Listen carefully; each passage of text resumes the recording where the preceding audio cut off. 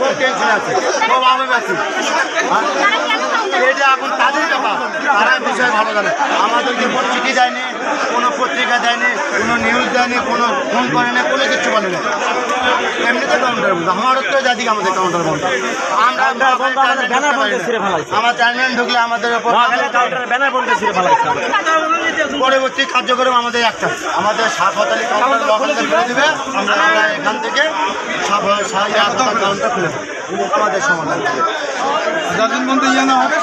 আমাদের কাউন্টার যতক্ষণ না খুলবে ততক্ষণ আমরা বন্ধ থাকি। আমাদের আর কারোর সাথে জ্ঞান না, শুধু একতার সাথে। আমাদের একটাই পরিবহন সেখানে একতা, আমরা একতার সাথে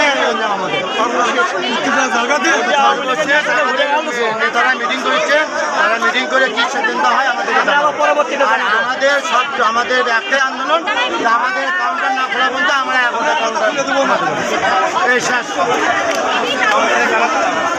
কারণটা আমরা সাফাতা আলী সবাই এতভাবে কেউ আমরা আবার জানাবো আমাদের বন্ধ, সব একতা বন্ধ, একতার সাথে জ্ঞান না, আমাদের কারোর সাথে জ্ঞান না। তাদের পরিবার, তাদের সমাজ, সন্তান সকল অসহায় হয়ে গেছে, তারা চলতে পারছে না। নোয়াখালীতে গেলে তারা শারীরিকভাবে নির্যাতন করে, মানসিকভাবে নির্যাতন করে এবং আমাদের টাকা পয়সা চিন্তা করে না। আমরা নোয়াখালী কাউন্টার করতে পারি না। অতএব নোয়াখালী কাউন্টার যতদিন পর্যন্ত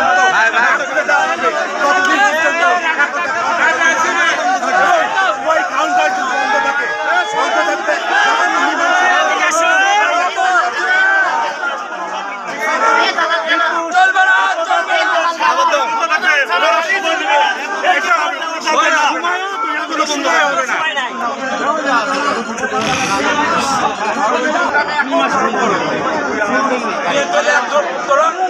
আমলি